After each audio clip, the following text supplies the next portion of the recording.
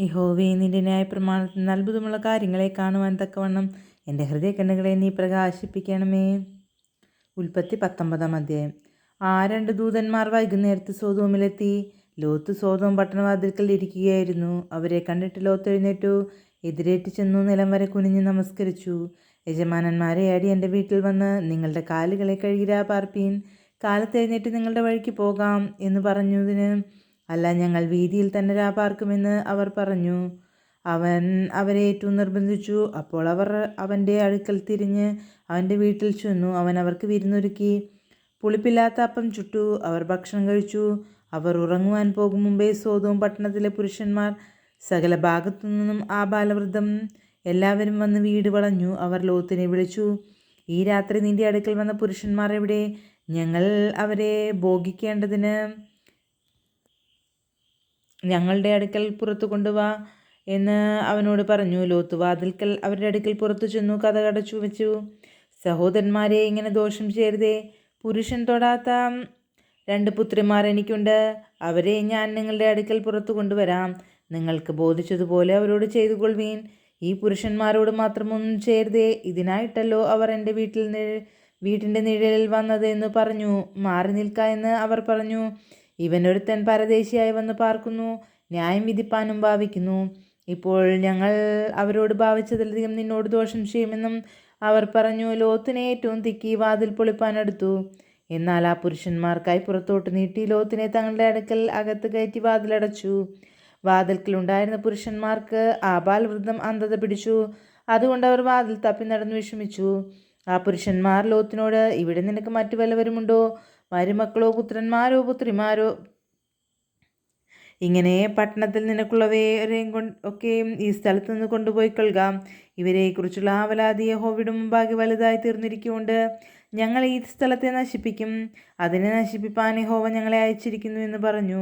അങ്ങനെ ലോത്ത് ചെന്നു തൻ്റെ പുത്രിമാരെ വിവാഹം ചെയ്യുവാനുള്ള മരുമക്കളോട് സംസാരിച്ചു. നിങ്ങൾ എഴുന്നേറ്റ് ഈ സ്ഥലം വിട്ട് പുറപ്പെടുവീൻ, യഹോവ ഈ പട്ടണം നശിപ്പിക്കുമെന്ന് പറഞ്ഞു. എന്നാൽ അവൻ കളി പറയുന്നു എന്ന് അവൻ്റെ മരുമക്കൾക്ക് തോന്നി. ഉഷസായപ്പോൾ ദൂതന്മാർ ലോത്തിനെ ബദ്ധപ്പെടുത്തി, ഈ പട്ടണത്തിൻ്റെ അകൃത്യത്തിൽ നശിക്കാതിരിപ്പാൻ എഴുന്നേറ്റ് നിന്റെ ഭാര്യയും ഇവിടെ കാണുന്ന നിന്റെ 2 പുത്രിമാരെയും കൂട്ടിക്കൊണ്ട് പോയിക്കൊള്ളുക എന്ന് പറഞ്ഞു. അവൻ താമസിച്ചപ്പോൾ യഹോവ അവനോട് കരുണ ചെയ്യുകയാൽ ആ പുരുഷന്മാർ അവനെയും ഭാര്യയെയും 2 പുത്രിമാരെയും കൈക്ക് പിടിച്ച് പട്ടണത്തിൻ്റെ പുറത്ത് കൊണ്ടുപോയി ആക്കി. അവരെ പുറത്തു കൊണ്ടുവന്ന ശേഷം അവൻ, ജീവരക്ഷയ്ക്കായി ഓടിപ്പോകാം, പുറകോട്ട് നോക്കരുത്, ഈ പ്രദേശത്തെങ്ങും നിൽക്കുകയും അരുത്, നിനക്ക് നാശം ഭവിക്കാതിരിപ്പാൻ പർവ്വതത്തിലേക്ക് ഓടിപ്പോക എന്ന് പറഞ്ഞു. ലോത്ത് അവരോട് പറഞ്ഞത്, അങ്ങനെയല്ല കർത്താവേ, നിനക്ക് അടിയനോട് കൃപ തോന്നിയല്ലോ. എൻ്റെ ജീവനെ രക്ഷിപ്പാൻ എനിക്ക് വലിയ കൃപ നീ കാണിച്ചിരിക്കുന്നു. പർവ്വതത്തിൽ ഓടിയെത്തുവാൻ എനിക്ക് കഴിയുകയില്ല, പക്ഷെ എനിക്ക് ദോഷം തട്ടി മരണം ഭവിക്കും. ഇതാ ഈ പട്ടണം സമീപമാകുന്നു, അവിടേക്ക് എനിക്ക് ഓടാം, അത് ചെറിയതുമാകുന്നു. ഞാൻ അവിടേക്ക് ഓടിപ്പോകട്ടെ, അത് ചെറിയതല്ലോ, എന്നാൽ എനിക്ക് ജീവരക്ഷയുണ്ടാകും. അവനോട്, ഇക്കാര്യത്തിൽ ഞാൻ നിന്നെ കടാക്ഷിച്ചിരിക്കുന്നു. നീ പറഞ്ഞ പട്ടണം ഞാൻ മറിച്ച് കളയുകയില്ല. ബന്ധപ്പെട്ട് അവിടേക്ക് ഓടിപ്പോക, നീ അവിടെ എത്തുവോളം എനിക്കും ഒന്നും ചെയ്യുവാൻ കഴിയുകയില്ല എന്ന് പറഞ്ഞു. അതുകൊണ്ട് അവർ പട്ടണത്തിന് സോവർ എന്ന് പേരായി. ലോത്ത് സോവറിൽ കിടന്നപ്പോൾ സൂര്യൻ ഉദിച്ചിരുന്നു. യഹോവ സോദോമിൻ്റെയും ഗോമോരയുടെയും മേൽ യഹോവയുടെ സന്നിധിയിൽ നിന്ന് ആകാശത്തിൽ നിന്ന് ഗന്ധകവും തീയും വർഷിപ്പിച്ചു. ആ പട്ടണങ്ങൾക്കും പ്രദേശത്തിന് മുഴുവൻ, ആ പട്ടണത്തിലെ സകല നിവാസികൾക്കും നിലത്തെ സസ്യങ്ങൾക്കും ഉന്മൂലനാശം വരുത്തി. ലൂത്തിൻ്റെ ഭാര്യ അവൻ്റെ പിന്നിൽ നിന്ന് തിരിഞ്ഞു നോക്കി ഉപ്പുതൂണായി ഭവിച്ചു. അബ്രഹാം രാവിലെ എഴുന്നേറ്റു താൻ യഹോവയുടെ സന്നിധിയിൽ നിന്നിരുന്ന സ്ഥലത്ത് ചെന്നു. സോദോമിനും ഗോമോരയ്ക്കും ആ പ്രദേശത്തിലെ സകല ദിക്കിനും നേരെ നോക്കി. ദേശത്തിലെ പുക തീച്ചുളയിലെ പുക പോലെ പൊങ്ങുന്നത് കണ്ടു. എന്നാൽ ആ പ്രദേശത്തിലെ പട്ടണങ്ങളെ നശിപ്പിക്കുമ്പോൾ ദൈവം അബ്രഹാമിനെയും ഓർത്ത് ലോത്ത് പാർത്ത പട്ടണങ്ങൾക്ക് ഉന്മൂലനാശം വരുത്തുകയിൽ ലോത്തിനെ ആ ഉന്മൂലനാശത്തിൽ നിന്ന് വിടുവിച്ചു. അനന്തരം ലോത്ത് സോവർ വിട്ടുപോയി. അവനും അവൻ്റെ 2 പുത്രിമാരും പർവ്വതത്തിൽ ചെന്ന് പാർത്തു. സോവരിൽ പാർപ്പാൻ അവൻ ഭയപ്പെട്ടു. അവനും അവൻ്റെ 2 പുത്രിമാരും ഒരു ഗുഹയിൽ പാർത്തു.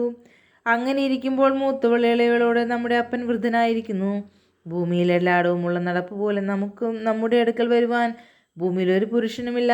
വരിക, അപ്പനാൽ സന്തതി ലഭിക്കേണ്ടതിന് അവനെ വീഞ്ഞു കുടിപ്പിച്ച് അവനോടുകൂടെ ശയിക്ക എന്ന് പറഞ്ഞു. അങ്ങനെ അന്നു രാത്രി അവർ അപ്പനെ വീഞ്ഞു കുടിപ്പിച്ചു. മൂത്തവൾ അകത്തു ചെന്നു അപ്പനോടുകൂടെ ശയിച്ചു. അവൾ ശയിച്ചതും എഴുന്നേറ്റതും അവൻ അറിഞ്ഞില്ല. പിറ്റന്നാൾ മൂത്തവൾ ഇളയവളോട്, ഇന്നലെ രാത്രി ഞാൻ അപ്പനോടുകൂടെ ശയിച്ചു, നാം അവനെ ഇന്ന് രാത്രിയും വീഞ്ഞു കുടിപ്പിക്കാം. അപ്പനാൽ സന്തതി ലഭിക്കേണ്ടതിന് നീയും അകത്ത് ചെന്ന് അവനോടുകൂടെ ശയിക്ക എന്ന് പറഞ്ഞു.